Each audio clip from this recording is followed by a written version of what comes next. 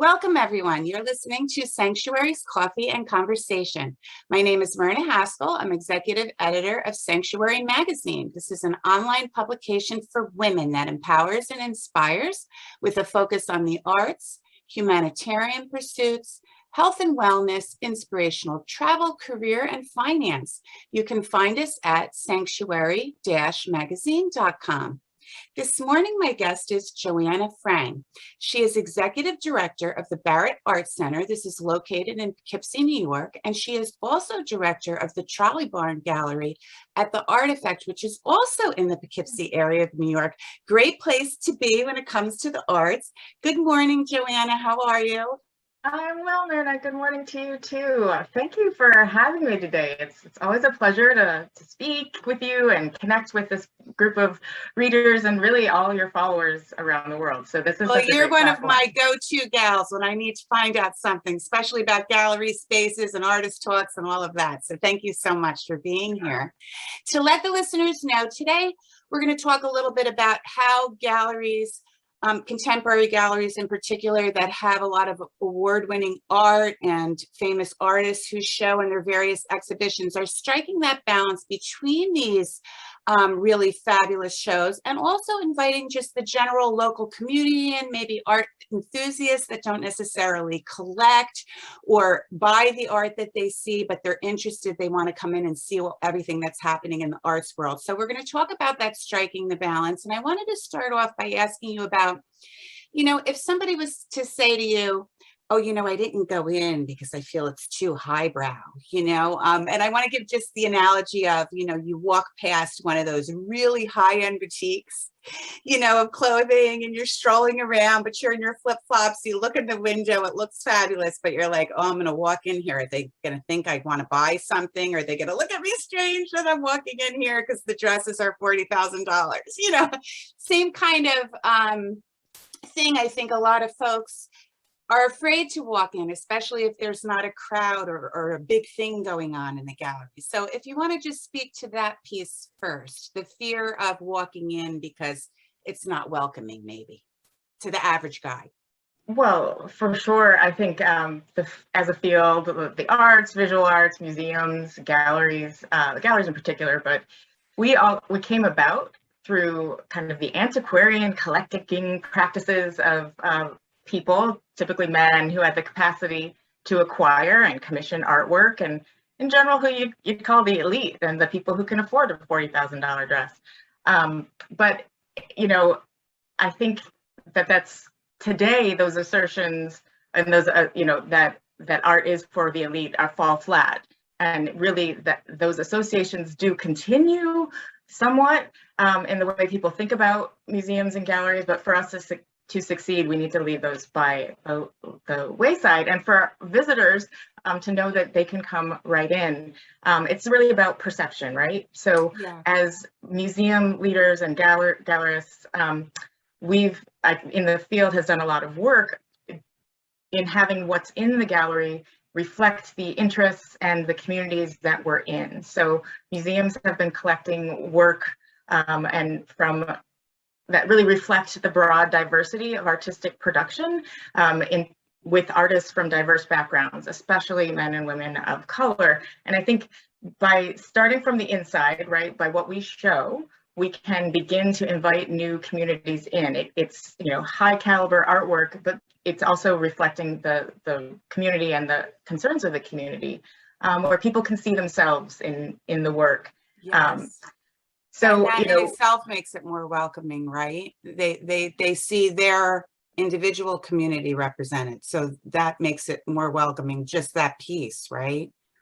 Absolutely. I think and that's step one, from the inside. But we also need to kind of think about our audiences and the work that we can do to connect with people and kind of break or kind of dissolve some of that fear of walking over the threshold barrier, as we call it. Like just getting in the door. Once you get in the door, you realize it's just a room with things on the wall, with sculptures in the middle of it, and it's all our perception and what we're throwing on top of it. I think welcoming these audiences, diverse audiences, is about getting to know them and developing relationships with them. And that's what we do by, having different events or kind of reaching out through different media that are available to us now, especially since in the last 2 years, a lot of the virtual ways we can connect. But like, just for like one solid example about making a space more welcoming, through my work with the Barrett Art Center and now with the Artifact, I work with a youth curatorial training program with teens. And, they have let us know, they've flag posted that the gallery can be unwelcoming and a little bit uncomfortable when it's completely pin drop quiet. Like when you walk into a room and it's you and the person sitting behind the desk. Yes, I know what they mean. Takes a young person sometimes to point those kinds of things out, but I totally know what they mean. Yes. So the idea is now that, at the Artifacts Gallery at the Trolley Barn, the youth are curating music playlists that are inspired by the art on the wall that play to complement the artwork, but it's also from their vernacular music preferences. So they're kind of making a space that feels comfortable to them and as members of the community to their cohort. So, you can bring that mix in of kind of meeting people at where they are. Right. And if music doesn't set the mood, nothing else will, right? Yeah. Music, lights, and food. Yes. And food. Yes. So let me ask you this. What about the idea of, just getting the communication piece out there that, we're welcoming donors and collectors, but we're also welcoming everybody in this local area that we're in. You mentioned the online stuff, which I think is very helpful because people tend to be, less intimidated, I think, when it's online. But also any like marketing strategies or like newsletter things, or you mentioned the music, like what do you do with your window space, when it comes to trying to get people in off the street? I'm just wondering if you have any ideas there or things you've done. Well, 100% it's making your space for people in the community, for people walking by, and for people driving to us. We have found in both spaces that signage, as silly as that seems, is that's the first entry point of getting people to find where you are and be able to come in. And so that's where the windows become important. That's where, at Barrett, we have this traditional 1830s brick front facade that we make sure people see on our webpage, so that when they come by, they recognize, they realize it. So part of it is, if you can have pictures of your structure on your virtual, so then when people see it in physical, that they can make that association and be like, oh yeah, that's the space I've been looking at online for all this time. And that for and the signage is really for people that have been walking by all this time and didn't know it was there.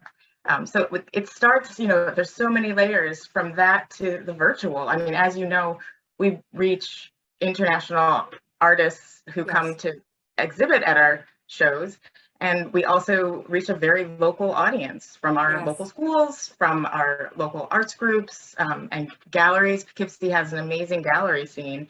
So, we were able to, interact with the different artists and the different gallerists, directors in the community to kind of make sure we can connect people to those different spaces. So that's, on the ground marketing. And, it almost brings it back to the fact that larger donors anyway, I think, are not just attracted as collectors or art enthusiasts, but they're attracted to an organization that is going to give back to the community and make the community a better place to live. And as you and I both know, the arts do that all the time. They've transformed communities in the Hudson Valley.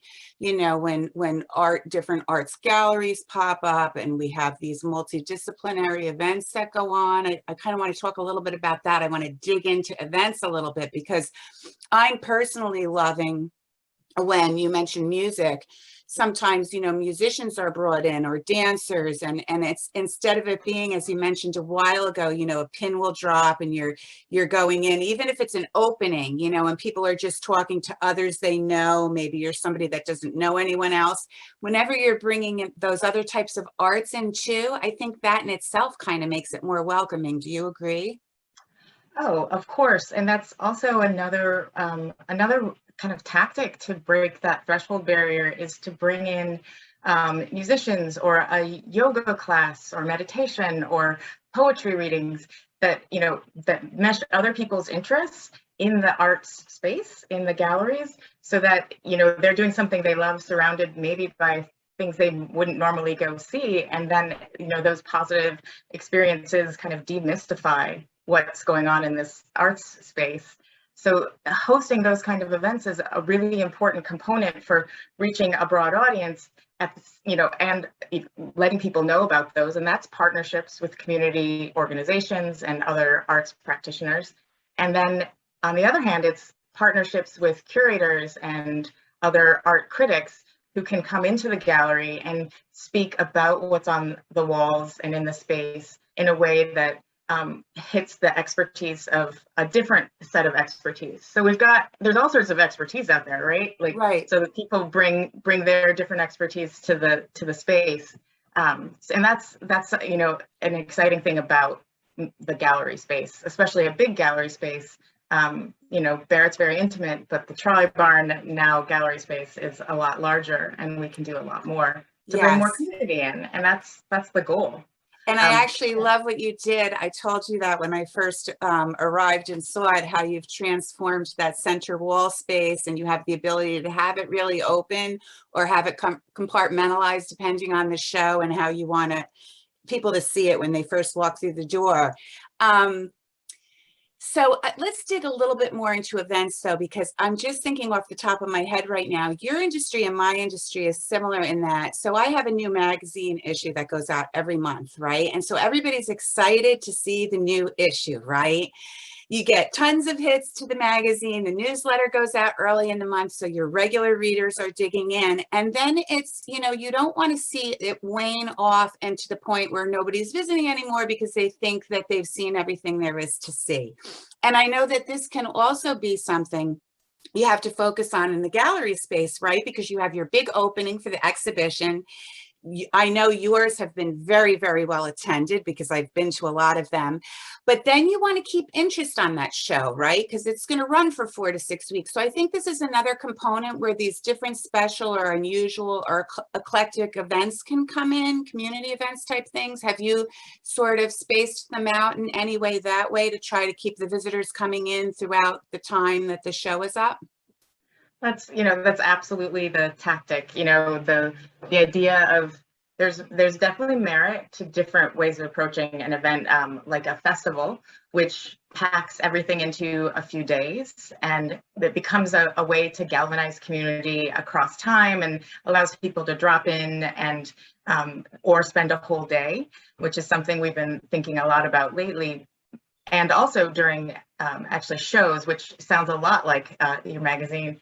It is, you know, purposefully spacing out those events, and to like back up even more to back to marketing, thinking about your social postings in that way as well. So that's just a kind of different, all those different levels of engagement have to have different points that pique people's interest again, and get them back in the space. And you know, any reason that you can coordinate with someone else and partnerships, we have just such an amazing community here in Poughkeepsie that any partnership you can coordinate with and make the most out of, you know, 1 + 1 then equals 3 instead of 2. So and I see you do that with these talks that we're having, this conversation this morning, which is a great break. I have a lot of deadlines right now, and this is like, no, it's hard to batten you down, Joanna. No, like this is like, I get to be with you. So, and speak about this stuff that's near and dear. So I think, yeah, it's, as you said, eclectic, timing, and, you know, there's so much I've learned from seeing what works in a certain community and what doesn't. You know, like what works here might not work in northern Michigan or in, you know, East Nevada. Like You just don't know That's right. until you get to know your community. And you probably like work through your fundraisers in the same kind of scope, and where you're trying to like, see, obviously with a fundraiser, you're trying to raise money so that you can do these community programs and some of these free educational programs for your local community, but you also need the monies to keep going and to keep up the high quality and high caliber art that comes into the space. So are you from the camp that says, we do one that's more, say, for donors and collectors, but then we have smaller, more community type events that are smaller fundraisers for local artists? Do you mix that up at all, or how do you see that working? I think it's valuable to think about all of these as opportunities to share the excitement and get people to have the opportunity and get excited about being part of the mission and being part of the work that you do. So again, it's developing a relationship that could be, supporting with local artists in a very small kind of, maybe not a fundraiser, but an event where there's a voluntary charge at the door, to something that is a little more gala-esque and is an opportunity to kind of get dressed up and really enjoy each other's company in beautiful surroundings, surrounded by art typically. And I think that both of those work for us. And I think for all of them, the important part is drawing people into the mission and the vision that you have for your community. And it's easy to do when you have a positive vision that is around the arts, kind of the transformative power of the arts in a community. We see it here in Poughkeepsie with the transformative power on the economy. We see that that especially with youth that we're working with at the Artifact, that transformative power is really about empowering young people with the skills that we're talking about, this beginnings of expertise, that they can go out and enact the social change through the arts. So it's about getting people attached to that vision and then being able to participate in it. So maybe those big events. So I will, just kind of back up for a second, but I think that large events give us the opportunity to connect with people and share that vision, and then follow up with that event experience, that amazing event experience, by developing more relationships. So that's one of the ways that it works, in addition to all of these, smaller events where there's voluntary donations at the door. So it's always a mix. Yeah, no, I'm sorry, Joanna, go ahead. No, that's it. Oh, because I was going to say that works for the artist too, right? So an artist doesn't want to just be stuck in their community either. They want to get the word out about their work. They want to go into these galleries in these different cities and different states and across country, so that a wider audience is reached for them too. So it's a win-win, really, right? When you're doing those kinds of things. I mean, the international juried exhibitions that attract these more well-known artists, it's really good for them too, to even get into some of the smaller communities, because the word spreads about their art, and art enthusiasts are everywhere, right? So I think it all comes full circle, I guess I'm trying to say. And I think you're hitting the nail on the head, that even more so, for example, we've had museums acquire works from our juried exhibition shows. So, even from the Artifacts, from a youth curated with a professional curator, that's how they curate the shows there. It was a youth and professional curated show, and a curator who was there saw the work and decided to acquire that for their museum. Fabulous. So that makes you feel great, doesn't it?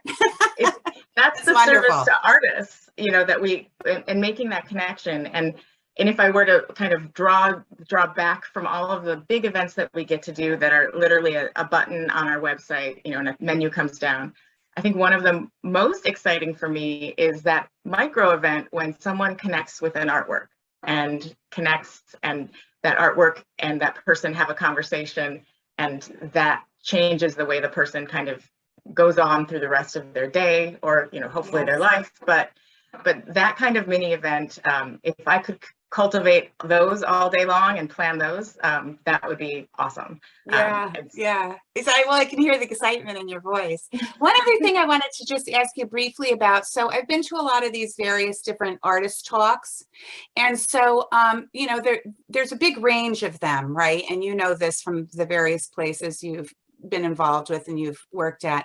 But I've been to those that are a little bit more scholarly oriented, maybe for an MFA crowd or for professors, and then others where it's more just, you're there to meet the artists in person, you're excited about it, you just hear about their inspirations and more high-end general information about their work. Do you give the artists, when they come in for talks about their work, any sort of instruction? Do you kind of let them do it the way they're comfortable doing it? And do you try to mix it up at all so that some are more educational specifically for the arts community and others are more general, I guess? So I was just wondering if you could talk a little to that. So that's a great question. And that makes me think about how I curate, or how we think about planning the roster for the artist talks. And so far it's worked out that we have suggested, you have 8 to 10 minutes to share about your practice in whatever way you feel comfortable. And in our talks, a series of 3 talks, we will generally get someone who's kind of hitting a PowerPoint, reading a wonderfully written kind of essay about their More artwork. thesis oriented, yeah. Yes. Yeah, I've been to those, yes. Which is great and very informational, but yeah, so I'm wondering if, I'm just thinking off the top of my head with you right now, Joanna, but I'm wondering if, there can be different types the way they're marketed or whatever, where people know that they're going to get, it's more of a meet and greet, relaxed situation versus your professor asked you to go to this talk because you need to write a paper on it now. Do you know what I mean? Absolutely. And that's what has me thinking, that might be 2 different kinds of talks, and we call them more, like, we change what we call them, because it's important to just talk and network with people in the field and share about your different practices and experiences, and what residency you went on and who you connected with, and that kind of process, creative process conversation. And it's important to have those, to engage with those people who are really interested in digging down into theory and literary criticism and art criticism, and really kind of get into how arts fit into the academic discussion, and the canon, so to speak.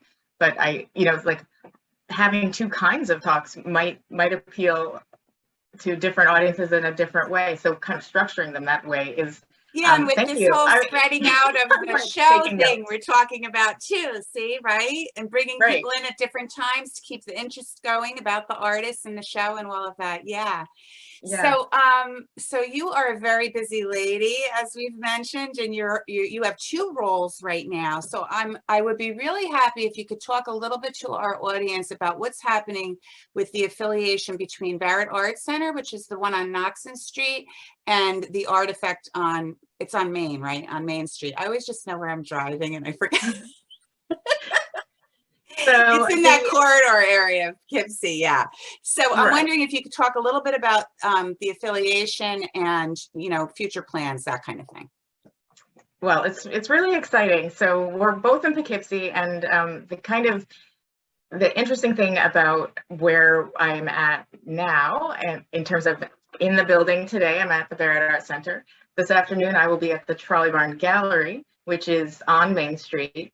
The Artifact as an organization that we are coming together with has 3 separate spaces in the city of Poughkeepsie, all of which will eventually come to the Trolley Barn facility, because behind the 3,000 square feet of the front gallery of the Trolley Barn is another 11,000 square feet of space.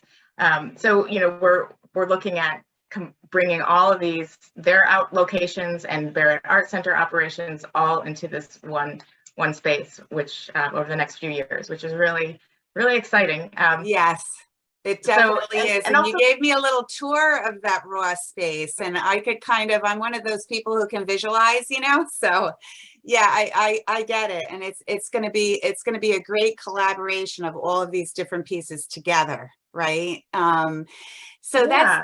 that's great. I hope that what our audience learned a little bit about today is how difficult your job is, really, because you are straddling all these different components, the educational components, the welcoming components, the high-end shows, the educational things with, you know, the kids that are still in high school where they're getting these on-the-job experiences before they even go into college. All of that blending together into one gallery and into one organization. And that's why I said the word juggling early on, because it is a juggle and probably a struggle some of the time.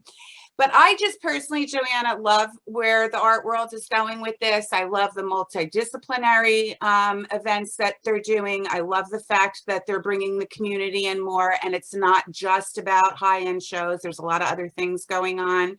So hopefully listeners have heard a little bit about this. And if you haven't been to a gallery in a while, please pop in, especially to Barrett Art Center, which is still functioning on Knoxon, and then also to the Trolley Barn Gallery with the Artifact on Main Street, because I've been to both many, many times, and the work that you display and the vibes there are wonderful. So I hope that the audience will visit it if you haven't before, and if you haven't been there in a while, please do very soon.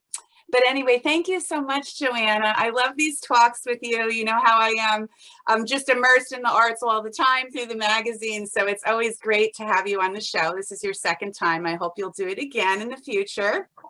Of course. I would love to share more about, as we develop this youth curatorial program and the Youth Arts Empowerment Zone around the space in Poughkeepsie, how youth at the helm of curating shows, at curating a public art zone, a cultural district around the Trolley Barn in the city of Poughkeepsie is really going to help change the face of what's going on here and bring about a different flavor of arts revitalization and creative placemaking. So stay tuned for more. Stay tuned for more. And you know what? You just gave me a fabulous idea. Let's do some video with the kids there, the students there, working on the project, working a show, and we can do some in-person talks that way, but still have it as part of the show. I think that would be fabulous, because it would be, the audience could see youth in progress doing these different things. I think that would be really interesting. So there you go, Joanna. We'll do that next time around. Okay.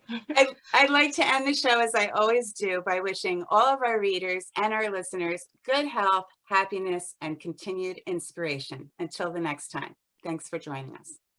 Thank you.